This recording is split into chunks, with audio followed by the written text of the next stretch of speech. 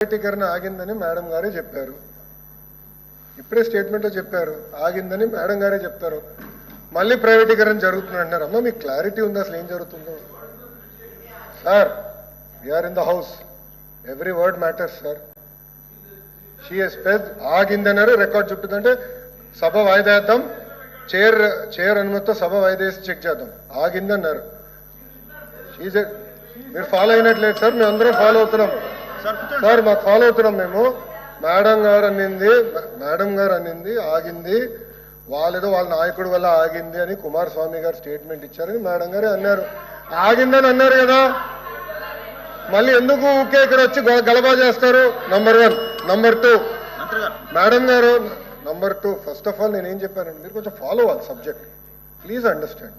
నేనేమన్నా ఆర్సిలర్ మిత్తల్కి మైన్ ఇస్తున్నాం అని చెప్పాను. ఎక్కడ ఎన్ఎండిసి నుంచి market prices they are going to buy slurry pipe line ద్వారా వస్తున్నామా. 270 కిలోమీటర్స్ పైప్ లైన్ వేస్తున్నారు, స్లర్రీ పైప్ లైన్. గన్నులు కేటాయించట్లేదు, ఎన్ఎండిసి మైనింగ్ చేస్తుంది. Raw material they will sell it to Arcelor Mittal. It is a clear transparent transaction. Absolutely sir, we will do it. Sir 14,000 కోట్ల రూపాయలు ఇచ్చిన వాళ్ళు మీరు ప్రశ్నిస్తారా? 5 సంవత్సరాలు మీరు పీకిందేంటి? 5 సంవత్సరాలు చెప్తా, మీరు పీకింది చెప్తా నేను ఏంటండి. మీ కెపాసిటీ అంటే 48%. 25,000 కోట్ల అప్ప మీరు మారుతారు. 79% 48% కెపాసిటీ యూటిలైజేషన్ తీసుకొచ్చారు. ఏంటి అధ్యక్ష వీళ్ళు మాట్లాడేది? సింగిల్ ఫర్నెస్ కి తీసుకొచ్చేసారు, తీసుకొస్తారు. వీళ్ళు మారుతారా? ఇది ఎంత అన్యాయం అధ్యక్ష? ఇది వీళ్ళు ఎట్లా చేస్తారో అధ్యక్ష? ఇది ఎలా మారుతారు? ఇది అమ్మాలని చూసేది వాళ్ళు. నేను సార్ కళ్యాణి గారిని ప్రశ్న అడగాలనుకుంటున్నా. 9,000 కోట్ల రూపాయలు మేము ఇచ్చామంటున్నారు. 9,000 కోట్ల రూపాయలు మేము ఇచ్చాం కనుకనే థర్డ్ ఫర్నెస్ స్టార్ట్ అయింది. 79% ప్రొడక్షన్ తీసుకొచ్చాం. అది మాకున్న కమిట్మెంట్. మీరు మమ్మల్ని ప్రశ్నిస్తారా? 14,000 కోట్ల రూపాయలు తీసుకొచ్చిన మేము మమ్మల్ని మీరు ప్రశ్నిస్తారా? ప్రైవేటైజ్ జరగదని చెప్తే చెప్తారా? ఓకే, అవుట్ సోర్సింగ్ విషయం మేడం గారు మాట్లాడారు. ఏంటి సార్, ఆల్రెడీ వాళ్ళు కాంట్రాక్ట్ ఉద్యోగస్తులుగా ఉన్నారు. Sir I'm not yielding. I have right to talk. I have absolutely right to talk. I am not yielding. నాకు హక్కు ఉంది సార్, ఎల్ఏపీ సార్, నాకు హక్కుంది మారడానికి. నేను మంత్రిని సార్, ప్రజలు మమ్మల్ని ఇక్కడ కూర్చోబెట్టారు విశాఖ ఉక్కుని కాపాడడానికి. మీలాగా సొంత కేసుల కోసం ఢిల్లీకి వెళ్ళడం కాదు. మేము సొంత కేసుల కోసం ఢిల్లీకి వెళ్ళాం. మేము అధ్యక్ష కాంట్రాక్ట్ గురించి మాట్లాడతారు అధ్యక్ష. ఏం జరిగింది అధ్యక్ష? గతంలో కాంట్రాక్ట్ సుమారుగా 120 మందికి వచ్చేది. ఆ 120 మందికి వచ్చేది ఎఫిషియన్సీ రావాలి, కెపాసిటీ బిల్డ్ అవ్వాలని చాలా స్పష్టంగా ఏకంగా మంచోళ్ళకి ఇద్దాము అని చెప్పి అవుట్ సోర్సింగ్ వాళ్ళకి ఇస్తున్నారు కాంట్రాక్ట్ ఉద్యోగస్తులు. దానికింత ఫీలింగ్ అవుతారు. నేను అడుగుతున్నా మీరు ఏం ఆడతారు? ప్రొడక్షన్ లేదంటారు. ఏం ప్రొడక్షన్ లేదు? ఈరోజు 79% ప్రొడక్షన్ వచ్చింది. మీరు ఇట్లా మాడితే ఎట్లా? మీరు చేసిన గురించి చెప్తున్నా, ఎందుకంత భయపడతారు మీరు? వాస్తవాలు చెప్తే ఎందుకు భయం సార్? అరే డబ్బులు తీసుకొచ్చి ప్రైవేటైజేషన్ జరగదంటే మీరు జరగాలని కోరుకుంటున్నట్టున్నారు. ప్రైవేటీకరణ జరగాలని. ఏం జరగదని 100 సార్లు చెప్పినాం. బాగా క్లారిటీ ఉంది. అటు భారతీయ జనతా పార్టీ కానివ్వండి, జనసేన పార్టీ కానివ్వండి, టీడీపీకి చాలా క్లారిటీ ఉంది. పాపం వైకాపా క్లారిటీ లేనట్టుంది ఈ సబ్జెక్ట్ లో, బొత్తిగా అవగాహన లేదు. ఎన్ఎండిసి స్లరీ పైప్ లైన్ కి మైన్కి తేడా తెలియదు మీకు. ఇంకేం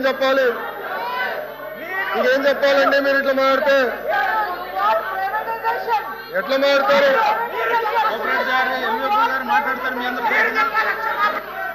హాయిగా కూర్చోండి.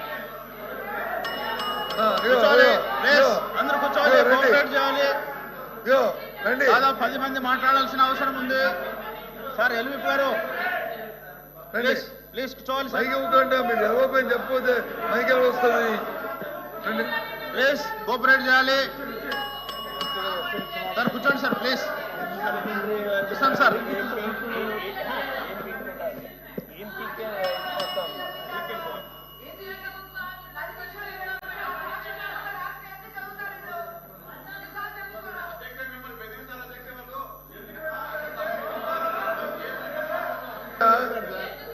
అధ్యక్ష ఎల్వి గారు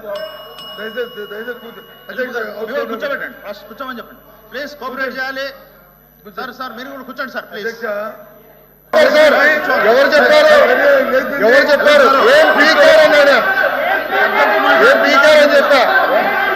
కాదు 5 సంవత్సరాలు మీరు ఏం తీసుకొచ్చారు అడిగా? ఎందుకట్లా మాట్లాడతారు? మీరు లేరు, బయట ఉన్నారు, ఇప్పుడు వచ్చారు హౌస్లోకి. ఇప్పుడు వచ్చి మీరు మాట్లాడతారు. హౌస్ లో లేరు, టీవీలో చూస్తున్నారేమో. చెప్పిస్తాం సార్. కూర్చోండి సార్. ఎట్లా మాట్లాడతారు సార్ మీరు? అధ్యక్ష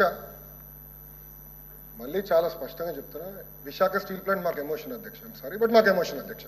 it is personal for me. Visakha steel plant అనేది మాకు పర్సనల్ అధ్యక్ష. అధ్యక్ష చాలా స్పష్టంగా సుమారుగా 13,000 కోట్ల రూపాయలు 14,000 కోట్ల రూపాయలు మేము తీసుకొచ్చి ఇంజెక్ట్ చేసింది ఏంటి అధ్యక్ష? ప్రైవేటీకరణ జరగకుండా.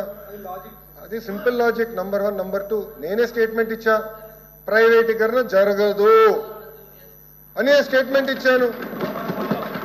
గౌరవ సభలో ఇచ్చాను sir. In the floor of the council I made a statement on behalf of Andhra Pradesh government. ఎట్లా సార్ ఇది? ఇప్పుడు నేను అడగదలుచుకున్నా, మీరు ఈ రెజల్యూషన్ కి మీరు ఒప్పుకుంటున్నారా లేదా? మీరు చెప్పండి. ఈ రెజల్యూషన్ మీరు తీర్మానానికి ఒప్పుకుంటున్నారా లేదా? మీరు సూటిగా చెప్పండి సార్. ఎల్వి గారు సార్, మేము మాట్లాడినప్పుడు మా పార్టీ తాలూకా అభిప్రాయాన్ని మా రెజల్యూషన్ కూడా పెట్టాము. ఆ పెట్టిన పూర్తి వివరాలని చెప్తాము. దయచేసి ఇప్పుడు డిస్కషన్ ఏంటంటే, జరుగుతున్న చర్చ ఏంటంటే, ఏదైతే మంత్రి గారు ఆవేశంగా ఏ సందర్భంలో కానీ ఆ పీక్కుంటారనే మాట రికార్డులో తొలగించాలి. ఆయనగా చెడ్డపేరు ఆయన జీవితంలో మచ్చ లేచి ఓందాగా చెప్తే ఆయన తాలూకు అమలతను నిలబడతారు. లేకపోతే ఆయన జీవితంలో మచ్చ ప్రజలు తెలుస్తారు. రేపు మాకు అభ్యంతరం లేదు. కానీ ఇలాంటి పరుష పదాలు మహిళా సభ్యుల మీద అలాంటి పరుష పదాలని వాడటం అనేది సమంజసం కాదు. అది సభా సంప్రదాయం కాదు. చెప్పండి మంత్రి గారు. బొత్స గారు మీరు మంత్రిగా ఉన్నప్పుడు శాసనసభ సాక్షిగా మా అమ్మని అవమానించినప్పుడు మీరు ఏం చేశారు సార్? మా తల్లిని అవమానించినప్పుడు ఏం చేశారు అంటున్నా? మీరు మారుతారా? మహిళల గురించి మీరు మారుతారా? నేను కళ్యాణి గారు అన్నాను. నాకు ఆ మహిళలు గౌరవిస్తాను మా అమ్మ నాకు నేర్పించింది సార్. మీ నాయకుడికి నేర్పించలేదేమో, నాకు నేర్పించారు. మహిళలు ఎట్లా గౌరవించాలో నాకు తెలుసు సార్. శాసనసభ సాక్షిగా మా తల్లిని అవమానించారు. కావాలంటే video will play it now. Audio ఉంది దాంట్లో క్లియర్ గా. ఒక తల్లి ఆవేదన బాధ నాకు తెలుసు సార్. నేను చూసా. 3 నెలలు పట్టింది మా తల్లి రికవర్ అయ్యేదానికి. You please don't lecture me on respecting women. నేను కళ్యాణి గారు అన్నాను. కానీ రికార్డులు లేని మేడం గారు అన్నా. ఏకవచ్చంతో ఏనాడు నేను మాట్లాడలేదు సార్. నాకు చిత్తశుద్ధి ఉంది సార్. వినండి సార్. మీకు ఓపిక లేకపోతే బయటకు వెళ్ళండి. I no problem. Please listen. మీ తల్లిని అవమానిస్తే మీరు ఇట్లా మారుతారా? మీ భార్యను అవమానిస్తే మీరు ఇట్లనే మారుతారా? మీరు మాకు లెక్చర్లు ఇస్తారా? నేను మేడం గారు అన్నాను, కళ్యాణి గారు అన్నాను. సార్ ఏమన్నారు? మేడం గారిని అన్నాను. నేను మేడం గారిని ఏనాడు అనలేదు. మహిళ అంటే నాకు గౌరవం సార్. ఆయన పార్వల్ రెస్పెక్ట్ ఉంది. అరే మీకేం తెలుసా? అట్లా మారుతా లూజ్గా ఏం మారుతున్నారో తెలుసా మీకు? ఒక తల్లిని అవమానిస్తే ఎంత బాధపడుతుందో మీకు తెలుసా? నేను చూశాను. 3 నెలలు 100 రోజుల బాధ వేదనతో నేను చూశాను. మీరు చూసారా?